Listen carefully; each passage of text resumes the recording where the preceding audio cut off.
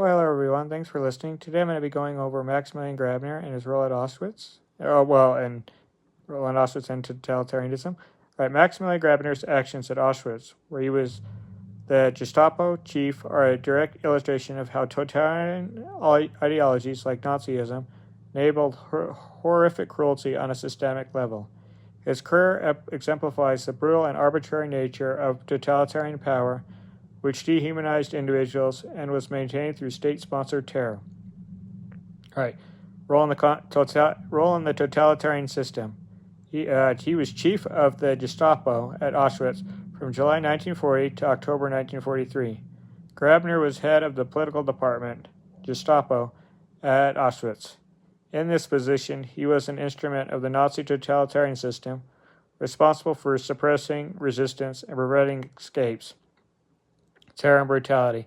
Grabner's department established a regime at the camp characterized by arbitrary cruelty, ruthless violence, and torture. His staff used sharpened interrogations, which involved the systematic torture of prisoners.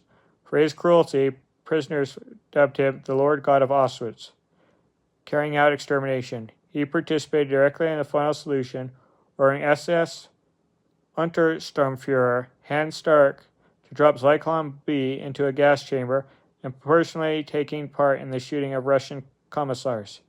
He was also responsible for the clearings of the punishment bunkers in Block 11, where inmates were executed. State-sanctioned violence.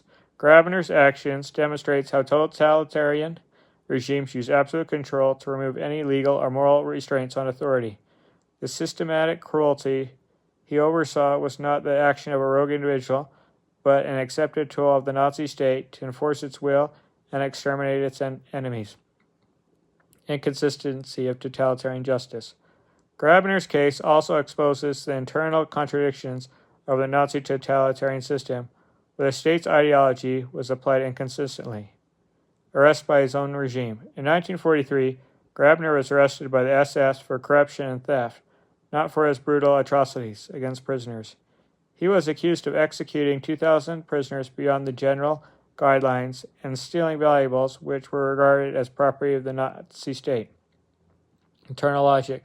Thus, arrest reveals that while murder and brutality were tolerated and encouraged under Nazi totalitarianism, corruption and unauthorized killing were violations of the system's own internal logic. Stealing from the state was a crime, but murdering thousands in its service was not. Right, post-war accountability. After the war, Grabner went into hiding, but was eventually captured and turned over to Poland. At the Auschwitz trial in Krakow, he was held accountable for his atrocities, found guilty of crimes against humanity, and executed in 1948. There's also a video of Maximillian Grabner on YouTube when they caught him.